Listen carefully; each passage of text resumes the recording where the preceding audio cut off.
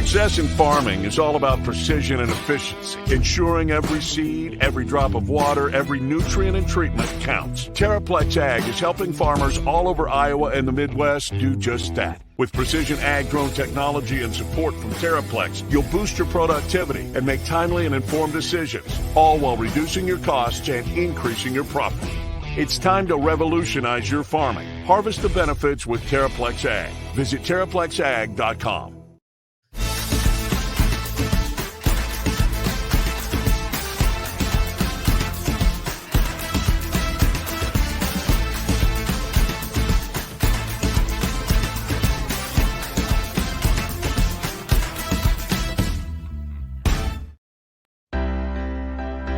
My name is Joseph Hurst. I live in Ankeny, Iowa, and I'm a part of the PMBA program. I currently work as the Director of Sales at Stony Creek Hotels in Johnson, Iowa, and I chose the Iowa State MBA program because it just made perfect sense. About 2 years ago, I started this wonderful program, and I couldn't imagine not having done it. What has helped the most balance work, life, school, has been the people I'm in class with. It's great to go through questions, problems, study for tests, and it just makes the whole class so much easier.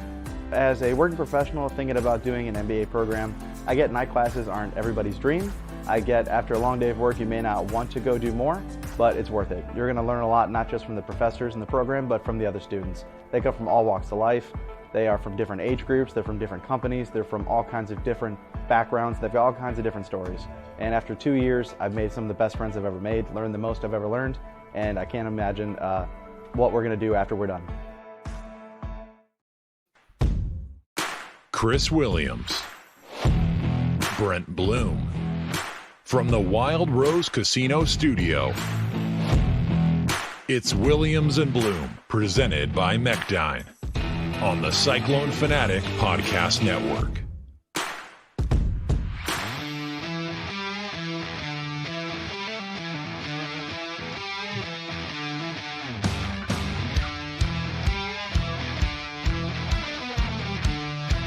Bring in the horns. Let's go. Welcome to the show. Welcome to the show. It is the 3rd of November. The football program at Iowa State University is currently ranked 17th in the country. But the dream is over. The 12-0 dream is over. Brent Blum. We're going to break it all down for you. We've all been dissecting this for a little under 24 hours. Blum's watched the game back. I've watched the game back. I've studied the Pro Football Focus numbers, talked to my sources.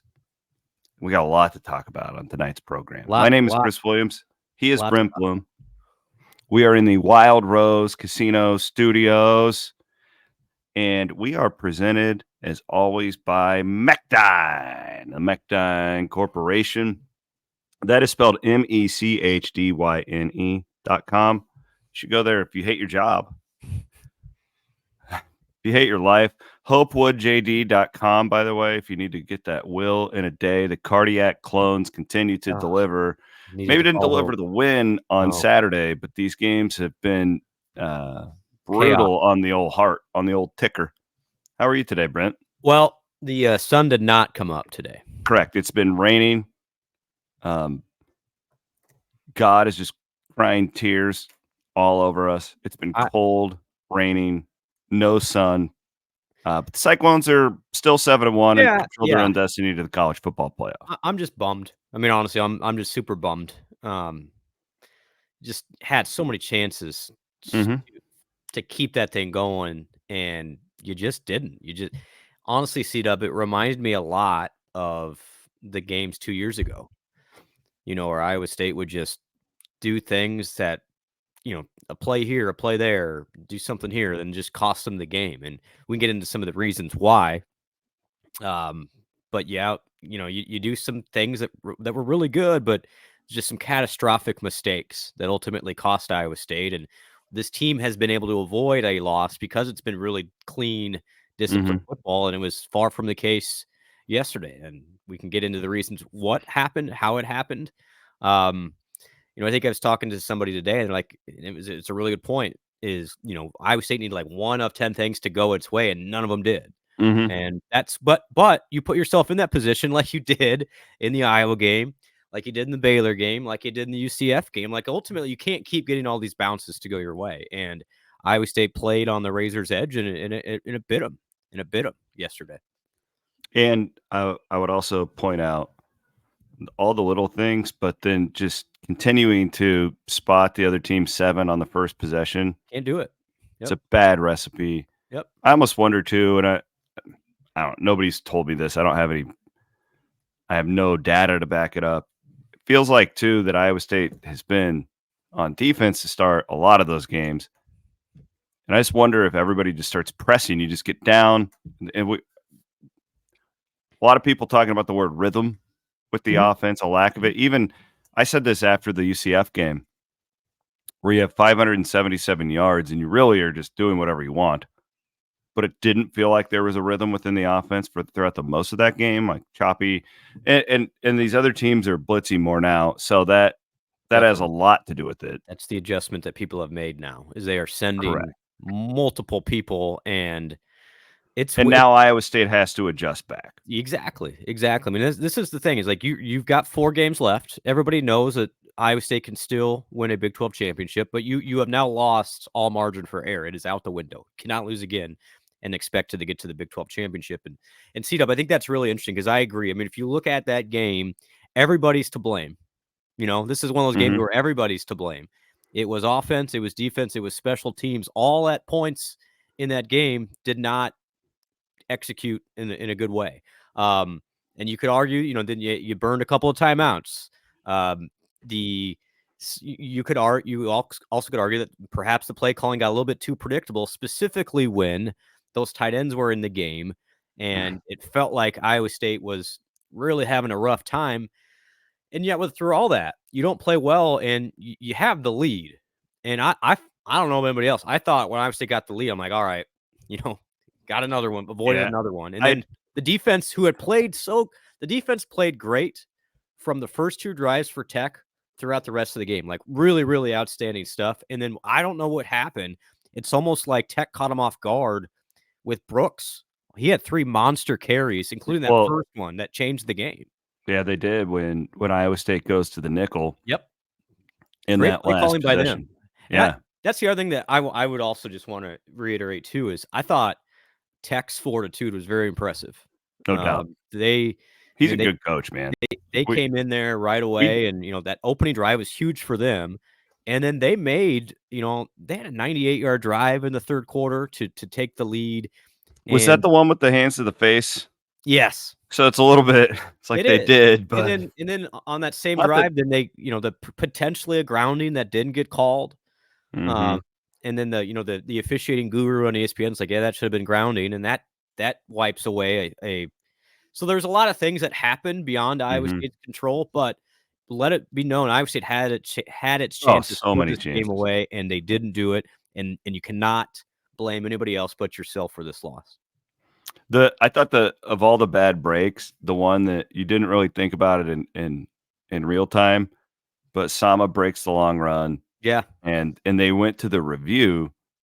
Well, which I get it. It was potentially a scoring play. You have to review it. But had they not, Iowa State goes tempo and just sneaks it right in, and it's the game. And then another one, C-Dub, that struck me is if Carson Brown doesn't score on that play, instead just goes out at the 15 or something, then you probably just run out the clock a little bit, and Tech doesn't have 2 minutes for it's like there's things that happen, and it's and then but then it's on you. It's 4th and 7, and you can't get off the field. Right. Kid made a great throw. Kid made a great catch. But yeah, you got to get off the field there 100%, and that's why all the way around. It just I hope they went out. Yeah. I hope they went out, and it's not a big deal. It does feel like this is one of those, like, you and me have these games from our past that we always kind of go back to, and it feels like this could be one of those. We'll see. We'll see what the rest of the season has as far as that goes. That's the thing, is like, I think some people are quick to leap, like, oh, these cracks have been happening for a while, and Iowa State's in trouble here. It's like, to me, Iowa State looked about like it has been all year. It got to the 35. Here's my favorite stat of the game. You ready? Mm-hmm. Iowa State had 13 drives yesterday. Iowa State got inside the 35 of Texas Tech 9 times on those 13 drives. Only scores 22 points. Unacceptable. Just can't have it. You cannot have that many mistakes. It was like there was a barrier there at the 35-yard line where Iowa State just got stuck. Again, a lot like 2 years ago. They were moving the ball. Again, they were moving the ball between the 30s. Great. It's just they could not manufacture points or touchdowns specifically once they got close, and you leave it up to chance, and that's what can happen. Great stat. Here's mine that I had tallied. Yours is probably a little more in depth, but 450 yards. You only punt 3 times. Yeah, there you go. That's it. Yeah, 22 points. Like it's hard to have it first and goal on the 1 and not score a touchdown too. Absolutely. Yep. Like that to me was the game. Like of all the stats, everything we can throw out there, there's so much to analyze with this thing. I have some big picture thoughts because I can play Jekyll or Hyde. I can do either one. Yep. Probably do both for the sake of conversation. But let's be candid here. For the last 4 weeks, this has kind of been who Iowa State has been. Absolutely. Yeah. If you had the ball first and goal on the 1 like that, and you can't put like. That's where I kind of got this from Rocco a little bit after. Most of the guys were like, yeah, we didn't deserve to win. Like that was generally the feeling. Mm-hmm. The old RV Village was dead last night with all the pouring down rain. And, that was a crying sad, tears. Sad. Did you scene. stay? Did you stay in the camper? I did, and I didn't want to leave. I actually just literally, I was over it. I probably went to sleep at like 8:30 last night. I didn't know if you drove home or not because you weren't returning my text. Nope. I emotionally spent after that one. I think, and that's the bummer, C-Dub, is it's not only the game, and you had so many chances to win the game, but then it's that those ramifications beyond of if you would have won it and you're 8-0 and all those teams lost that needed to lose yesterday, when that poll comes out on Tuesday, you could have seen Iowa State. But again, can't control it. You just gotta, you still can win the Big 12. Oh yeah, all that's still there. Yeah. It's like at least you have that, right? Like this is good times. This is still the best spot Iowa State football has ever been in. Like we're not blowing smoke there. Okay, so real quick, do you want me to be? I'm going to start with my big picture look at this. Okay, I would encourage everybody to go listen to Ben Bruns on Cyclone Sunday. Good analysis today with R8 and Wyatt. He echoed a little bit of what I thought as far as the bye week. You didn't get much back, right? Like Brazina played 7 snaps. Yeah. No Bramer, which I wasn't expecting. Verdone got play with a club. That was new. Well, and if he doesn't have a club, he probably makes an interception at the end. And he played great, by the way. I thought he did. Him and Williams and Porter were phenomenal. Yep. And I thought Miles played. I mean, there was a stretch there. And here's my another stat for you. Tech scores on its first 2 possessions. Then they go C-Dub. It was they had 7 straight empty possessions. Mm-hmm. And Iowa State could not take advantage of it. Like I thought the defense for literally 70% of the game was awesome. I thought the linebackers played really well. I think is Rylan Barnes their best linebacker now? He was good yesterday, and I thought Goodwin had an awesome. Goodwin's playing really well. I'm just like when I watch him, like it's like damn, like he. Yeah. I don't know. I'll start negative, and then we're gonna get more positive. Yes. Here's my fear. Is that I don't really feel like Iowa State's getting better.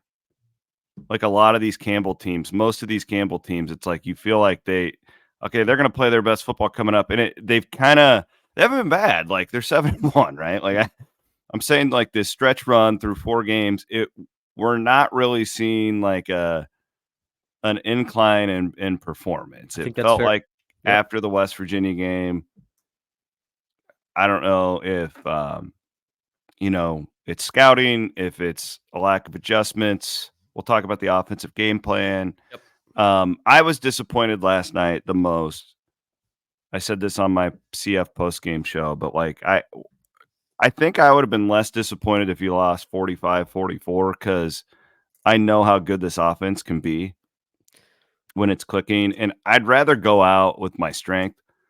And you're really, second game in a row now where Iowa State's star wide receivers, I love those guys, dropped a lot of key passes, right? Yeah. You just I felt like on first down, especially when I watched it back, it's like pounding your head against concrete with these inside runs, and it's like I know what they were trying to do. I get it. It's just not there. Let me ask you this, because I think that's the number one criticism of people I've talked to today. It's just It's the first down. It's not the Yeah. game plan. Right. First down, I just thought was incredibly conservative on Saturday. It was 20. I would say 29 first down plays, 22 runs. So there you go. Okay, that would lend well itself to that. Now, let me ask you this, because there's got to be a method here. Is Iowa State so concerned about its injuries and depth on defense right now that it's asking its offense to slow the game down in some regards? Because I would argue that worked, because the defense was able to get some extra rest and did get those 7 stops in a row in the mid game. The problem is, C-Dub, then you're going to be in a low possession game, relatively. And when that's the case, you better be efficient. Yeah, you better figure it out. So I wonder if you would ask if it's a holistic approach here and I would say it's always been that way. They have never, outside of that Oklahoma State game last year, thrown it just to throw it all the time. Like, Matt is a big believer, and it has worked in the whole complementary football thing. I wonder if they thought they could almost take the air out of the ball, get the defense some rest by running so often on first down, potentially realizing that they still had 2 other downs where they could take advantage of the receivers. But maybe I don't know. I know it's not working. At the end of the day, I mean, you can't win that game with 22 points. Not going to do it. You're too many 2nd and 9s, 2nd and 11s, and then it's like, I'm watching these teams and they're just starting to blitz like crazy. Paying off now. Yep. And when you have defenses that are pinning their ears back like that, and you're in 2nd and 11, you're in no man's land, right? Yep. Like, Yep. Iowa State's threat is going downfield. Well, you don't have time to do that. I would also say that not having Bramer was killer last night. Like, no offense to the other tight ends, it ain't the same. And if those guys are blockers, then they need to be better blockers, because it's not working. And again, Matt Campbell would have fired me in 3 games if I ever coached for him with the approach that I would do. But I just want to see a pass to set up the run, like, go 5 wide, quick slants, like, freaking do that for your run game. If it's not, I don't know, at least mix it up. That's all I'm saying. Like, I know what they were trying to do, because they saw, I believe, I don't talk to anyone. It certainly appeared to me that they thought that if they could soften the tech deep, I wasn't thinking about the complimentary thing like you're saying. So that's a good point.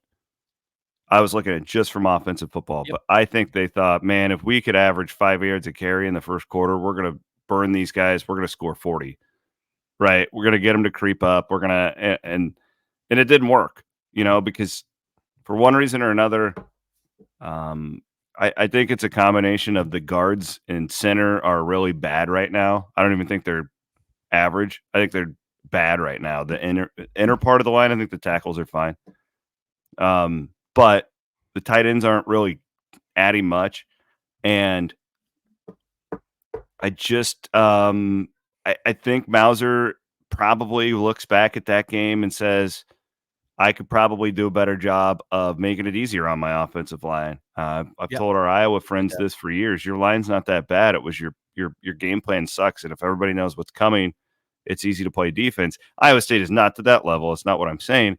But on the first down thing, right? Like, I think that, how many times were they blitzing on first down, like run blitzing? Like, it makes it hard on everyone. So I think they'll adjust. I think that Central Florida probably showed everybody else something and how to deal with that. And now it's Iowa State's. This is why I love football, right? Yeah, it's a beautiful game. And I think Mauser's really smart. They're going to have a great game plan on Saturday. I would be surprised if they don't score 40 against Kansas. Honestly, like I think that this group, coaches always tell me it's easier after a loss to really go out and get attention and stuff. But if you score 40, to your point, like how many points is that Kansas offense going to score against Iowa State? Well, and that could again, be a lot. There is two sides to that. I agree with you in that there just didn't seem like a whole lot of short pass screen stuff. No, like I want to see more of that. You have the athletes. Well, and I just a couple times they did it with like Noel, and he was always getting 7, 8, 10 yards. It felt like to me it was either, hey, we're gonna run it just to keep them honest, and then a lot of bigger, deeper routes with the big play guys, and that just took too long to develop. Mm-hmm. So it ended up being this kind of weird middle ground of we know we can move the ball, but yet we're just getting ourselves stuck here in this. And then once you get to the 35-yard line, it does get harder as the field compresses. And I think Iowa State defaulted C-Dub when they did that to the West Virginia game, where they were just able to pound it right up the gut and run away with it. Well, that wasn't working. That wasn't working yesterday as much as it should have. I thought Abu actually ran. He was really awesome well in the second half. That was encouraging. That was the best we've seen all year of him, right? Yeah. But yeah, and he was frankly terrible in the first half. So that was awesome to see him bounce back and do that. That was a very encouraging sign. I thought so too. And then, and Jalen Jackson tries, but there was a couple times where they had him lined up with a linebacker to try and do a cut block, and he got beat. The one interception was based on a linebacker making a play over Jackson there. And the penalties, the downfield stuff, the illegal man downfield, it just felt like whenever Iowa State had some prosperity, there was just something, a hiccup awaiting them, and it cost them. But yeah, I think the tight end thing was weird. Yeah, I think having Bramer there, even as a pressure release type of guy, would have really helped yesterday. Like the blitz, I want a 6'7" tight end. Yeah, right. And those other guys aren't bad. Like I'm not saying that like there's no place for Burkle or Moore. It's just if you're a blocking tight end, you got to block better. Like I'm just looking at their numbers. Like there's just these. It is a combination. They've got to have a better game plan when it comes to this high pressure defensive stuff, because I'm guessing that why wouldn't Kansas just be watching that and do the exact same damn thing? And that's what they did to Iowa State last year, by the way. Yeah. So I'm fully anticipating it. What chess move do Mauser and Campbell and they'll have something. I know that because I don't know. I don't think the line's playing well right now, but I don't think they're like bad all of a sudden, right? Like I agree with that. I think there's some guys that are struggling, like I said, in the interior, but it's not. We've seen them play good football this year, but against Central Florida, I think it was more. I thought those guys were really good. Those Central Florida guys, I thought that they just beat them. Last night, I don't know. Tech played pretty well. It's probably their best game defensively all year by far, but I didn't see it coming. I feel like a total idiot. Like I missed it. I had the worst read on that game as I can remember in a really long time. I thought Central Florida would be close. I was worried about that one.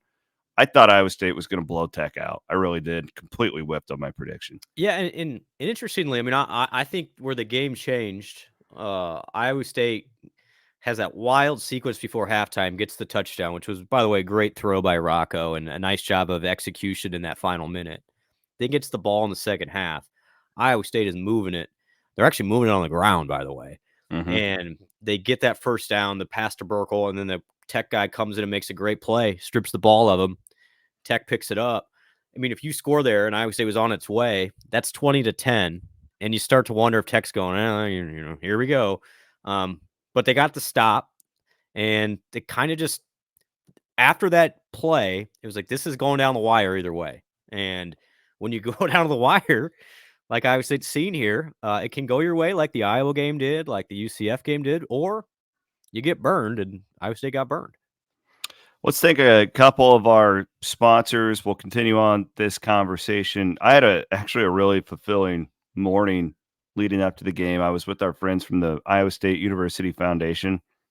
They asked me to, I don't know, be an MC or a host or whatever it is for, I don't know what the title would be, but we're shooting a tour of, it's a Jack Trice Stadium tour and like just highlighting some areas of campus and stuff. And we ran around and did that before the game on Saturday, and it was awesome. We had a lot of fun. Ryan there at the foundation, and we just a lot of fun. I saw so many fans because I usually don't do a lot of the fan stuff on game day. I hang out in my camper and I go straight to the press box.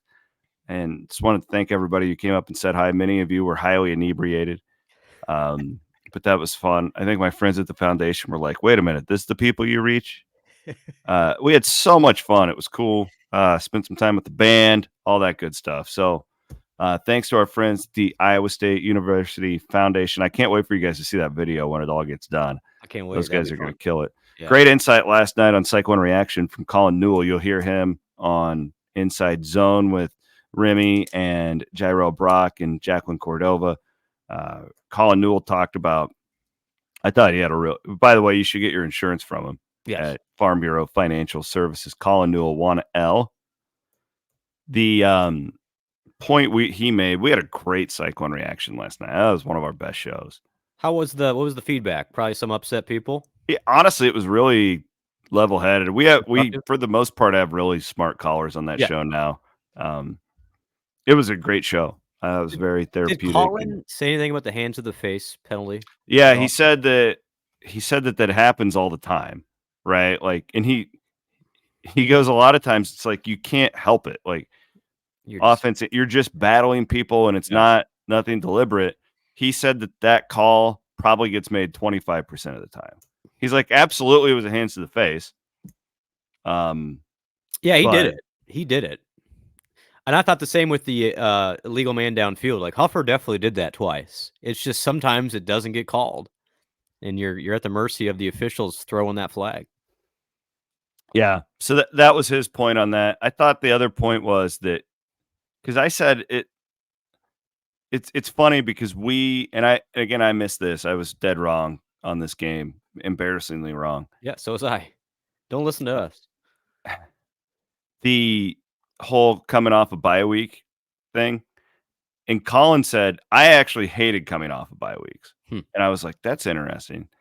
And he said, just when your rhythm gets out of sync, your momentum, he said as a lineman, particularly, you haven't had contact in 2 weeks, and because they want to heal you up during that time. And I thought that was really interesting. He was not making an excuse, by the way. I could hear the people now. He said, like, me personally, I hated it. I just would rather keep playing throughout the week. Which I thought that was interesting perspective right there. That was just the biggest bitch of this whole thing is that I don't feel like Iowa State, maybe they did improve health-wise, but we didn't see it in really guys being back.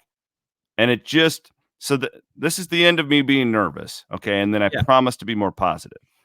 I don't know what they're getting back. I don't think they're going to get the linebackers back. I thought Brazina would be good. But maybe he's got beat out after. I don't know. I don't have the specifics on that. Like he's playing, but he only seen 7 snaps. I don't know what's going on there. The good news for me is like I said earlier, I thought Barnes, Goodwin, and Ebel all played great yesterday. Like they really did. They played great. The linebackers were not the problem yesterday. Actually, one of my biggest positives from the game was getting 3 sacks in the first half. Yeah, I thought Onyedim Peterson played really well. Peterson's yesterday. Completely taken his game to a new level. Yeah, I think he's been fun to watch. I thought Malik was awesome. Maybe not the best day for Cooper. Cooper has kind of struggled this year. A couple of the plays where you're up against him, but Porter was good. Like that's the thing is like you can lose a game clearly, but man, there's some of those guys play really well, and I thought the linebackers were a bright spot. So I did too. I don't think Brazina's absence. Again, he was a starter for a reason, but I thought again Barnes, Goodwin, and Ebel. Shout out to those guys. I thought they played really well yesterday. I don't have a lot of insight on this.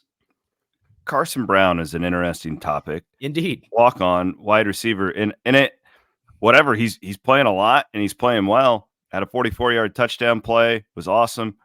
Why is he playing over some of these other guys? Specifically the 2 transfers. Does that surprise you? It did me. It does a little bit. I think what it is honestly number one is his ability to block. Is a big thing for them. I think the wide receiver rotation is super fascinating in that you could say that Rocco, Jalen, and Jaden are so good that it is somewhat taken everybody else out of the offense in a way. And I don't blame him. I would look for number 13 and number 9 if I could as well. I would throw it. I don't know. Remember the old PlayStation days when you got a one-on-one, you call the hot route. Every time 9 is one-on-one, I would throw it to him. And in that first half, they did. They like every time. And it worked. And I think Jalen and Jaden were great. They had a couple of drops though that really, really cost Iowa State.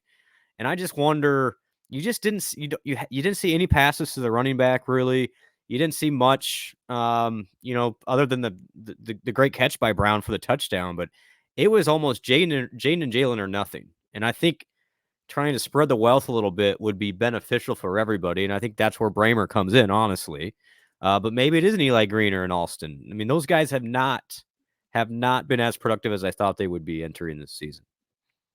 Yeah, they just haven't had a lot of opportunity. Same with Benny. Yeah, it seems like whenever Benny's on the field, they run the ball. Like, I don't know. I am, and I get rid of the multiple tight ends, more wide receivers. I do. I think it will help this line to spread things out. Like play less out of a box, especially on first down. That would be my idea. And I agree. I just wonder, is it a protection issue then? I also wonder too. And again, like people think, oh, you're hiding. No, we're not. I have no insight on injuries. I have none. I don't ask. They're not going to tell me. Whatever. 26, Hansen has to be on like a pitch count. There's got to be something there because, like in the first half, Sama was bad in the first half. He was averaging like -1 yard per carry. Maybe it wasn't on him. I don't know. I'm just saying the numbers. He was bad. Hansen's averaging like 6 yards a carry at that point, and then you don't even see him for like 4 series. And and I'm just thinking out loud, like he has to be on some sort of a pitch count because he's got that ankle. Do you think that?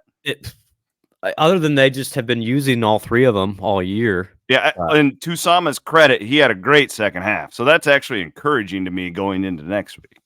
That is definitely something that I'm visiting as a running back room this week. Are we trying too many guys? Is that part of the rhythm problem? I think what Tech won the game in large part because of Taj Brooks. He didn't do much for 2.5 quarters, but they stuck with him. And then that final drive, he was the difference maker. And I wonder if you just go to Carson or Abu and say, "Hey, you're our guy. We'll rotate still, but we're going to have one of you guys really be it." And if that would help some of the rhythm issues as well for the offense. Again, you want to keep him healthy. Hansen has been banged up, but I agree. There are times I'm like, it would be nice to have 26 in there the way he was running it specifically in that first half. Yeah, it was just, I don't know, just something I thought of because it seemed very clunky, the running back.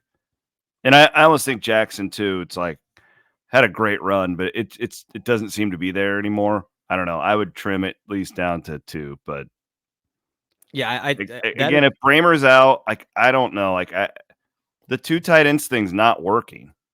Like play one of them. They're both solid players. Bray can get some wide and I don't know. But the interesting CW again, I'm a devil's advocate. Oh yeah, please do, because I am so biased towards the passing game, and I love Iowa State's passing weapons so much that I just want more of it. And it's understandable when you have the talent you do, but Iowa State, again, 9 times got inside the 35-yard line. Yeah, you're right. So it's just like it's working at some point. Yeah, I know. You're right.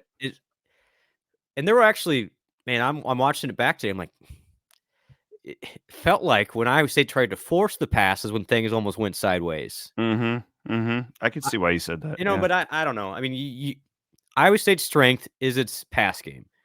Rocco, for whatever reason, is not in a good rhythm right now is not comfortable. That's 2 games in a row now where he has been I'm just actively, saying, getting pressured a lot. When you have at least 4 wide receivers out there, though, they have to be defended.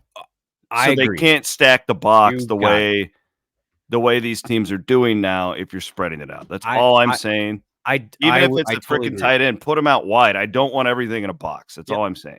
Well, and like even when Klotz is in there, it's like he's going to start out wide and then he's going to motion back. It's like, well, forgot about him. Yes, I would guess, without knowing everything, that you will see a much more concerted effort on Saturday at Arrowhead for Iowa State to utilize more of the field. I mean, that's the other thing that they just didn't do much is that they didn't even get it on the perimeter much either against those corners. Even like that were dinged up. Sama's a guy I want on the perimeter, and you just keeping him stacked in the middle so much. Yeah. And I know I don't have enough faith that this line is just. I think they are what they are, and that's fine. It's better than last year, right? They are. They've gotten better. We still said at the beginning of the season, we didn't like if 10 is the greatest line in the history of the school. We thought this group could be like a 6, maybe a 7 at the best case scenario. I think for the most part, they've been a 5 or a 6 this year. Right? Like, but when teams figure something out, I don't know. I guess my point is going forward, I just don't have a ton of faith that you're just going to be able to play bully ball with a lot of these teams. Nope. So specifically, go to your strength. Use your quarterback. Actually, it's interesting you say that because Cincinnati, Utah, K-State, all 3 of those teams are pretty good against the run. Now, Kansas, not as much from what I can look for sure. So you're going to have to get a lot more creative offensively the last 4 games. The book is now out on Iowa State's offense. Mm-hmm. It is send people a lot and, try and rattle Rocco. And for 2 games in a row, Iowa State's moved the ball clearly. But when push comes to shove and you get near that red zone, it has not been pretty. And again, it just reminds me a lot of 2 years ago with that Iowa State offense. This isn't perfect, but it's notable. Tight end 84, tight end 82. Pass blocking grades so we're talking about when they're bringing pressure, all right, and they're in to protect. Pass blocking grades 26.5, 20.5. That's out of 100. And is that yesterday? Yes. That's as bad as you can get. So, and those guys aren't bad players. They're actually good blockers, right? Like, so my point is there's too many people around or something. Yeah. Right. Like, I think it's more scheme oriented than it is Gabe Burkle doesn't know how to block like that. Right. Spread them out. And I think that they will. And I'm actually really excited for the Kansas game. I told our friend Jason Luch, I was talking with him this morning, and I said, like, in a weird way, I'll see if you agree with me here. And this is where I'm going to be really positive now. Okay. Positive. I said in a weird way, I feel more positive going into the Kansas game after a loss. Because I think that it'll force because we say this all the time, that these seasons never go in a straight line, right? Like there's always peaks and valleys and, plateaus or whatever. And so Iowa State now, I would say the top of the mountain was definitely West Virginia. Yep. You've gone down a couple of rungs of the mountain now.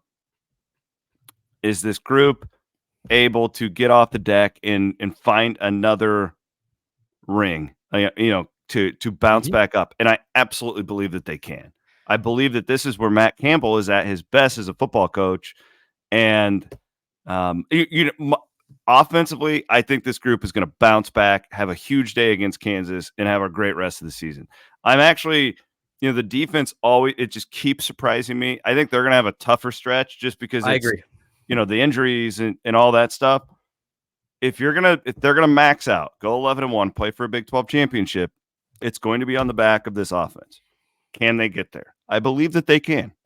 Yeah, I think so. The interesting part here is Kansas is 85th in the country in rush defense. That's not very good. It's just dangling out there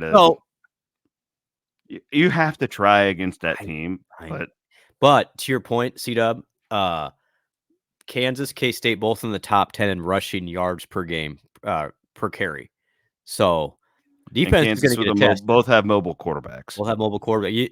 So, yeah, Iowa State's going to get all at once Saturday defensively. I think Kansas is still really good on offense. Defense has not been the same, but they gave Iowa State fits a year ago with their scramble defense and, causing all sorts of chaos. That is the MO against Iowa State right now.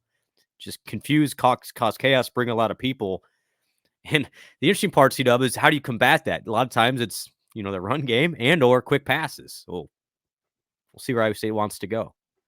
But yeah, I'm with you. You know where I'm at. It's Quick obvious pass. for everybody.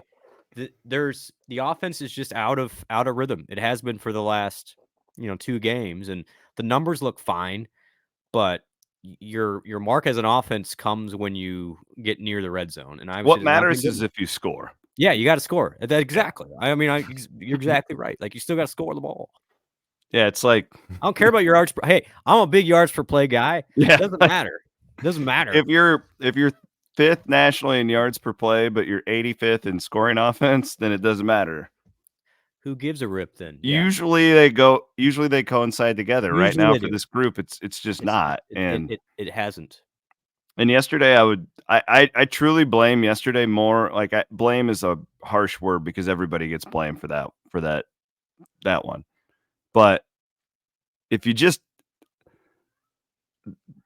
I told Leah Nelson on our pregame show, she asked me, as a 14-point favorite, how does Iowa State lose this game? I said, and if the way you do it is if you shoot yourself in the foot, and that means dumb pick sixes, punt block, and penalties.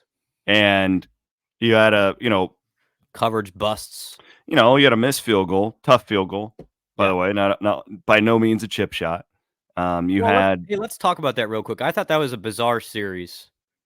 I hated the third down play call. It was one of my least favorite play calls I've ever witnessed. The quarterback run, and that I get it a little bit because it was unexpected, but man, like, they were playing for a field goal, right?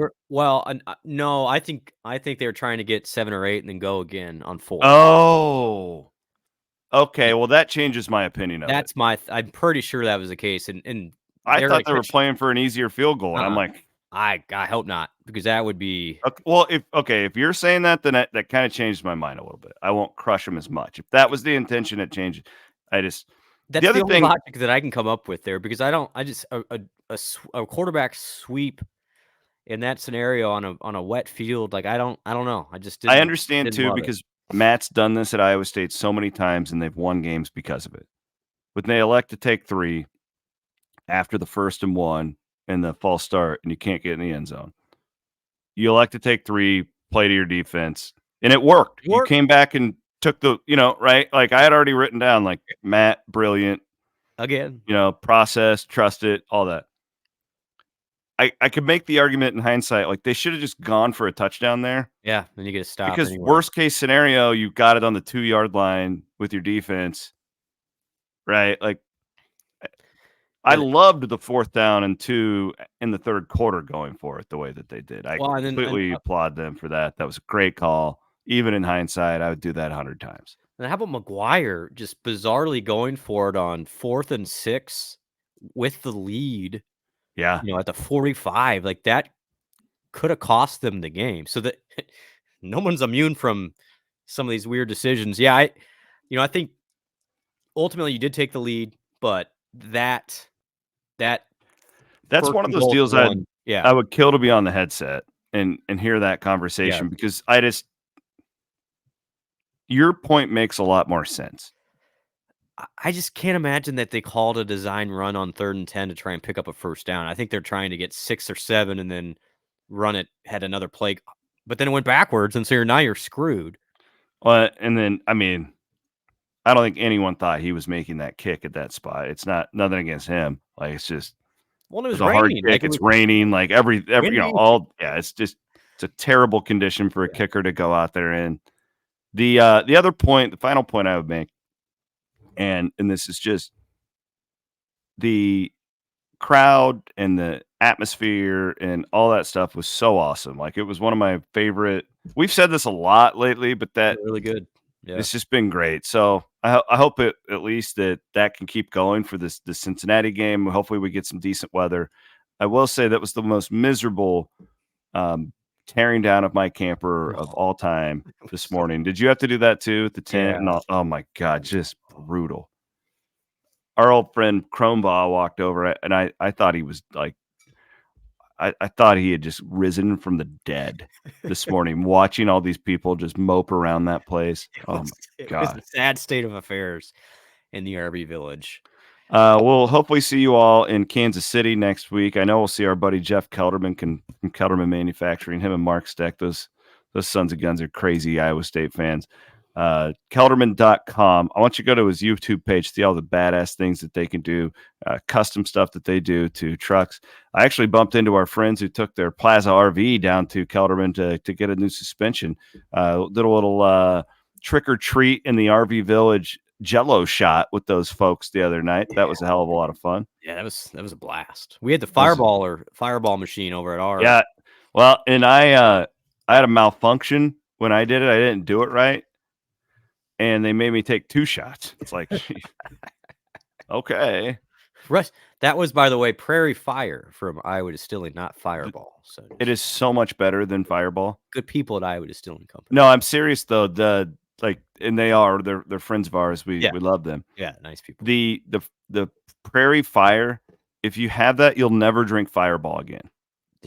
Hey, they're not even a sponsor. Yeah, they're not. This is a Cody Road show. Yeah, But no, I'm serious. Like that Prairie Fire is like, you'll never. Ryan at Mississippi River Distilling would vouch for this, supporting the local Iowa support your distillers. locals, not Yes, that not the Fireball leather is company. garbage compared to the local stuff. exactly. So.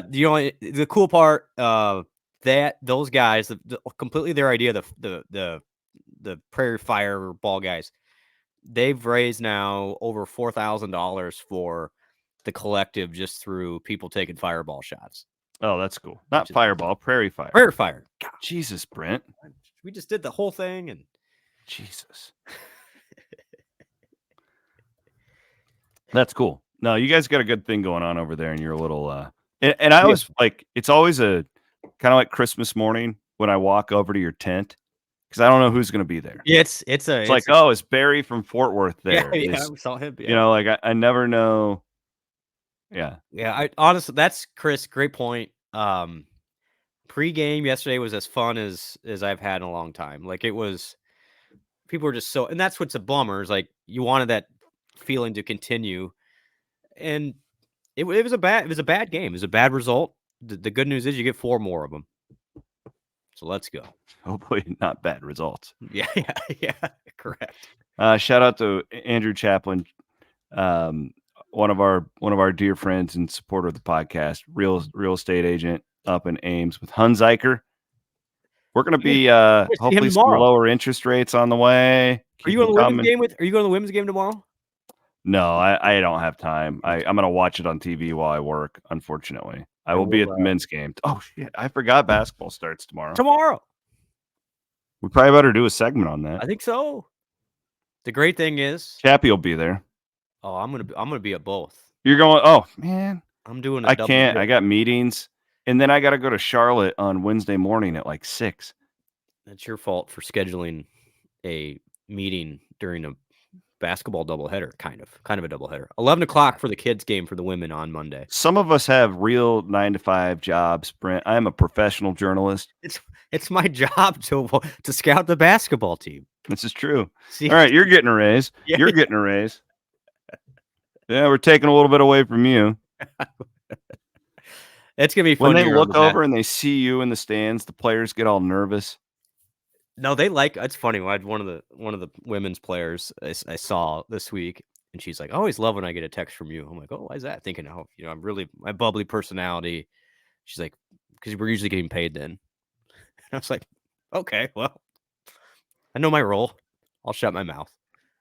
Little vintage shout out to The Rock right there. I picked up on that. Yeah, I'll be at the men's game. I can't do the kids' day women's game is a tough thing for a lot of people to get to on a Monday morning, but nonetheless, it's great to have basketball back. I can't wait. Yeah, I'm excited to get into Hilton. Same. That was kept me going this morning, cleaning up in the miserable rain. It's like, oh, we got another one of these Saturday, and then I got to be in Hilton this week. Colin Newell said to me, we were waiting to go on the air last night. The other thing too is, I bet you people would pay a lot of money to hear the crossover conversation with Ryan Hartclaw, Eric Heft, myself, and Colin Newell as we take the mics. Yeah. That 5 to 10 minutes is as inside Iowa State football as you ever get. It is awesome. Like we're all finally off air and we just wanna blurt out vent. everything on Yeah. top of our head. Colin will says to say- me, he goes, Yeah, do go ahead. you hate this time of year? And I was like, no, man, this is my favorite time of year. Like I live for this stuff. Like I love it. There's nothing I like more than scouting football, doing football all day, and then going up to Hilton Coliseum. Like it's great. This best time of the year coming up.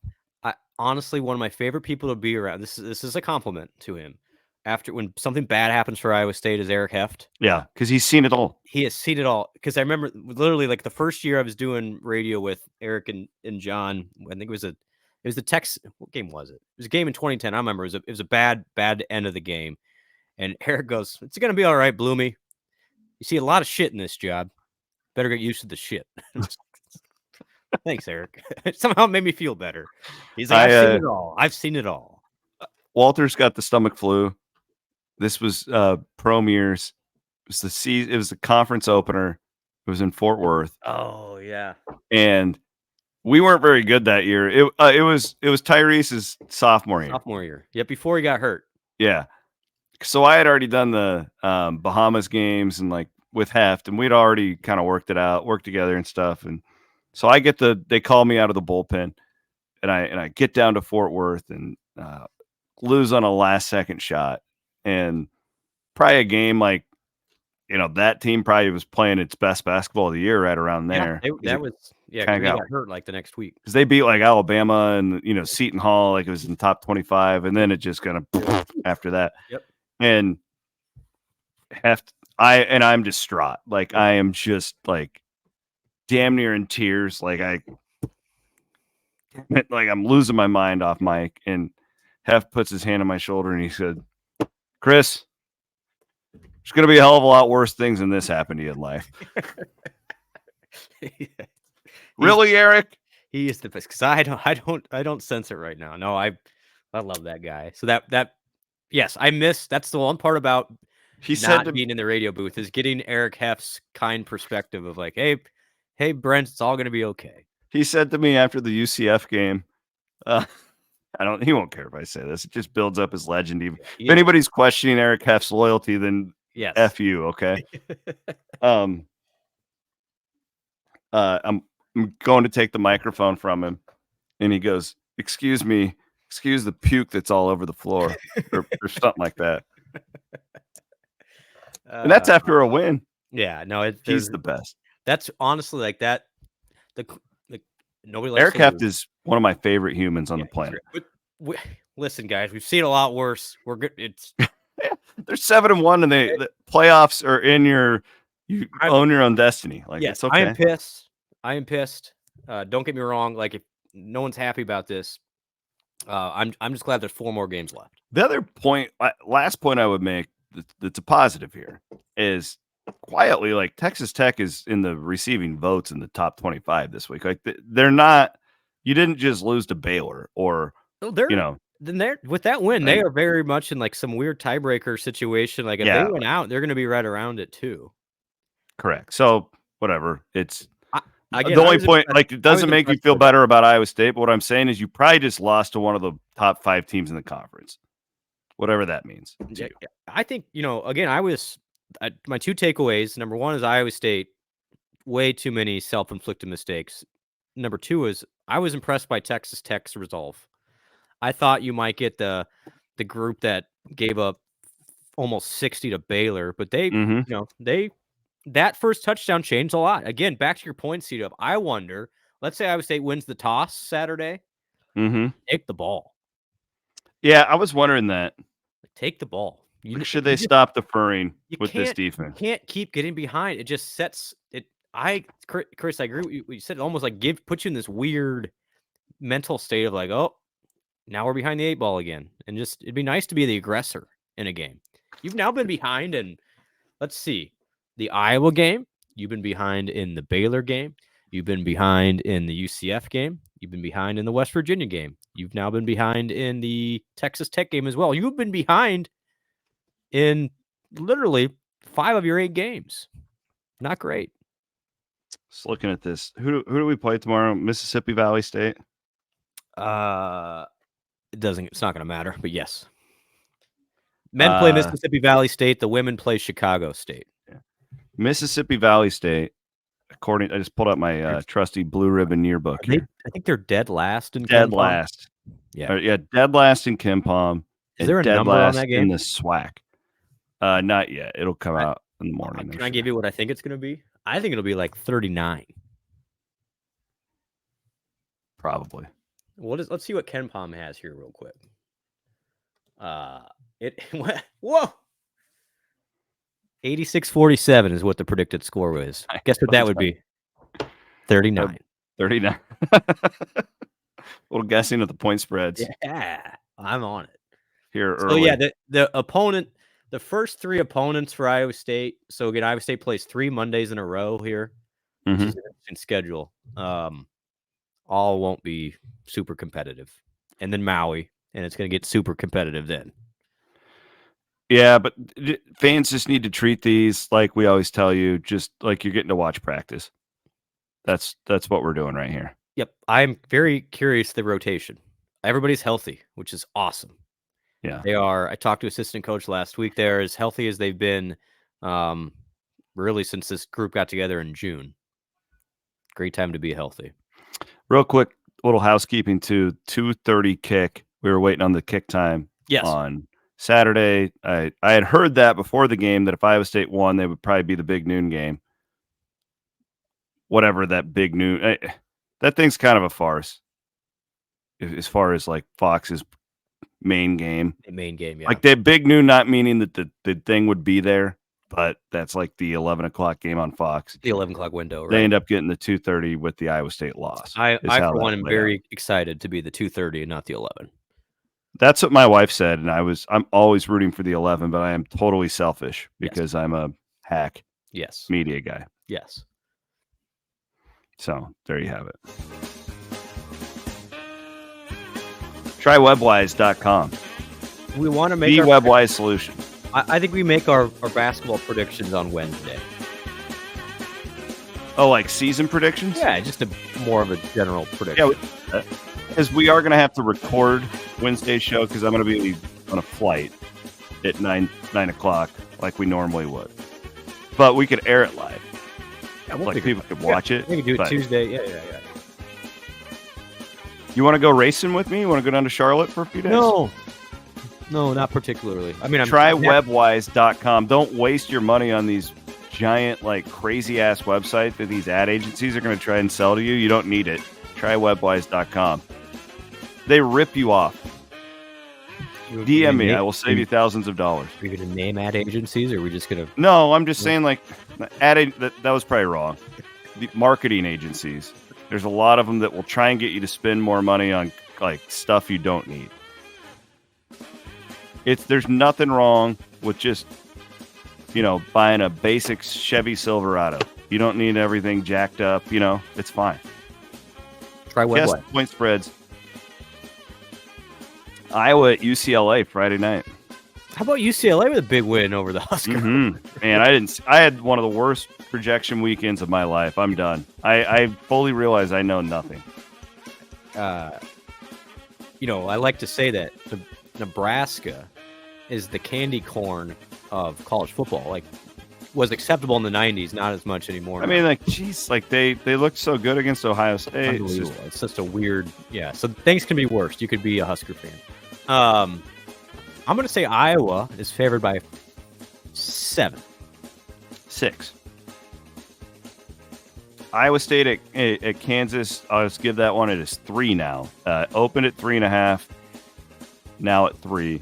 Iowa State took a bath in the power ratings after the Texas Tech loss. And that's mainly because your offense, they don't trust you to score the football. That's exactly what it is. What's that number? What's that total? Give me 1 minute. 50.5. I like 50? The over. 5-0? Mm-hmm. I like the over. I think this is fat. I mean, Kansas can run the ball now. Iowa State better be prepared to stop the run.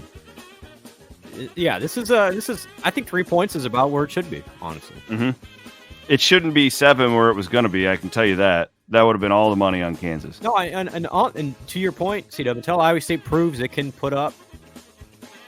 Can Iowa State get to 35 on Saturday? You might have to. Did you see the clone-on-clone crime Friday night with Alex Golish and Tom Herman? Yeah. I can promise you that Golish is the most popular of the two in Ames. Yeah, that was a drive. That was very much a drive-by by Alex, though. I mean, Didn't look great. didn't look great for either of them. I'm gonna be honest. I love both those guys. That was awesome. Well, And it didn't surprise me at all. Hey, take a stab on Purdue at Ohio State for me. Oh, goodness. 38. Come on. Did you look that up? No. It's 38. Yeah. Unbelievable. I'm not very good at many things. Guessing the point spread is. I think I'm in the top 5% of the world. Speaking of our guy Alex Golish, Navy is at South Florida. Friend of the program, Coach Golish. Navy's a 7-point favorite. 3.5. That's a miss. Ooh, that is nice. West Virginia at Cincinnati. West Virginia kind of sneaky here. I mean, this is what Neil Brown does, right? Like you start to think he's dead, and then he like does the Undertaker thing and says, "I'm still here." And then, yeah. Boy, wow, this is an interesting one. I'm going to say Cincinnati's a 3-point favorite. 3.5. Well done. Bloom's head just keeps getting bigger. Georgia at Ole Miss. Oh. I like this game. What time is this game? 2:30. Oh, it's at the same time. Georgia struggled with Florida yesterday. Won it. They are a 3-point favorite here. On the dot.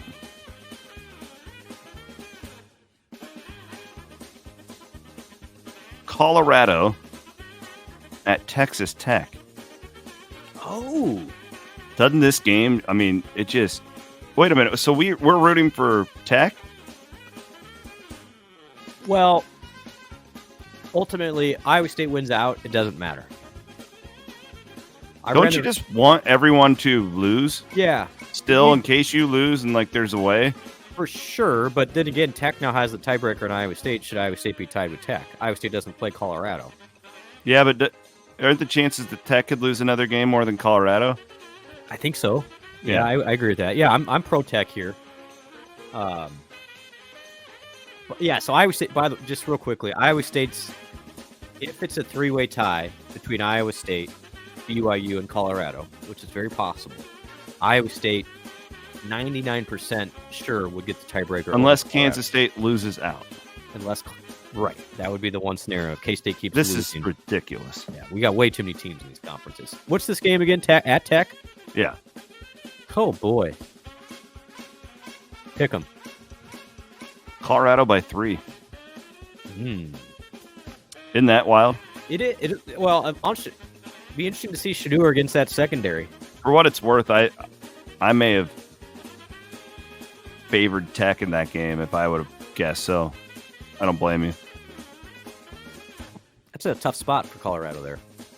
Central Florida at Arizona State. How about UCF with a big-time performance? I mean, what are the chances going into the year that Gundy's 0-6? Is he going to survive this? I don't know. I mean, even after they beat Arkansas too, right? Like, so what are the chances after all that they go into this? And it's not like the Big 12's murderer's row this year. No, let's be honest. Not at all. No. But there's not. Yeah, that was a bad loss again. Who's playing this game? Central Florida at Arizona State. Yeah. Okay. Yeah. Arizona State is a 5-point favorite. 4. We'll give it to you. Oklahoma State is at TCU. My gosh. How about Baylor beating TCU at the Horn? Mm-hmm. Aranda's going to save his job. I think he is. Mm-hmm. I think he is. You know, they pay players now. They pay players at Baylor and everywhere else now. Oh, man. TCU is a 10-point favorite. 10.5. That's a Bloom win. Alabama at LSU. So this should be an elimination game. Probably won't be, but It won't be, but it should be. You're right. actually now, but that's trying to find the 12 teams now is going to be an exercise. It got really weird on us here. Do we pay attention to that anymore? Or, I mean, can you go? No. It doesn't matter. Iowa State has to win the Big 12 championship game. That's Correct. all that matters is getting into that game. You got it. Yeah. You Don't can't. worry. You can't get in there now I mean, with 2 losses. again, on Tuesday, watch the poll. It'll be interesting. It doesn't have any. That's the good news about this. Worry you about all don't that crap. have to stress about rankings anymore. It truly does not matter. Yeah. There's some freedom there. Is this in Tuscaloosa? No, this is in Baton Rouge. Oh, then LSU is a 4.5-point favorite. Incorrect. Bama's favored by 2. That's wrong. Wrong. I agree with you. Bama just living off of Saban. I don't get that at all. Oklahoma, old Big 8 game. Oklahoma at Missouri. Oh, man. Missouri, 7. 2.5. It doesn't. I'm not even going to grade you on that one. I just thought it was funny. 2.5? Big 8. We had the Holy War. BYU at Utah. And I guess we're just rooting for Utah, right? Like, Yeah. don't we just want carnage at this point Sure. around Iowa State? We just want everything and just take your chances. Just everybody lose. Let's just make it. I mean, the other unfortunate part here, C-Dub, is the odds of the Big 12 getting 2 teams in are very limited now. Yeah. Iowa State and BYU both needed to be undefeated. Yeah. Now, the only way it will happen now is if Iowa State plays BYU or anybody plays BYU. BYU is still undefeated entering that game. Yeah, and good loses point. the game. And I would also remind everyone this is a television product. They will try and get Deion Sanders in there. That's interesting. That would be another way the Big 12 could get 2, but their tiebreaker situation's tough. It's bad, and they lost. That Nebraska loss looks really bad now. Like it does. But I don't care though. Those people won't care. They'll true. try and get Deion in there because of television ratings. Yeah, they'll have 3. They either win it or they have 3 losses, and 3-loss Colorado's Good not. point. Valid point. But You see my point, though? yeah, I do. Oh yeah. If they had one loss right now, they would be. Yeah, I totally agree. BYU is a 6-point favorite. 4.5. That's a win. They're due to pull an Iowa State here, aren't they? Utah coming off a bye. Yeah. Guess the point spreads presented by Webwise. Well, it's that time of year. See you in Hilton Coliseum tomorrow. How about that? It's a new video board, everybody. I saw it. I went to volleyball a couple Yeah, weeks ago. It looked good. great. Looks good. Well, the sun didn't come up, but it will eventually. I hope it does tomorrow. At the very least, Hilton will Actually, block. I liked it. I clouds. thought it was very appropriate to be shitty today. Like, I was fine with that. It was fine until I got completely soaked trying to wipe off chairs. Can I give a shout out to my guy Adam Batchelor, Batchman. Great guy. neighbor camper guy? He literally this morning I wake up and he's helping pick up our stuff for us. I was like, what a saint! Like literally one of the best guys around. Batch, appreciate you, my friend. You have great neighbors. Got great neighbors. And I don't have to be by you, which is I've met in real life. Shout out to Ben Anderson. yeah. Oh yeah, him too. Yeah, all good. All right, he's Brent Blum. My name is Chris Williams. We appreciate our presenting sponsor, Mechdyne. Go buy yourself a bottle of Cody Road. Signing off from the Wild Rose Casino Studios. Enjoy your work week. We will see you in Kansas City.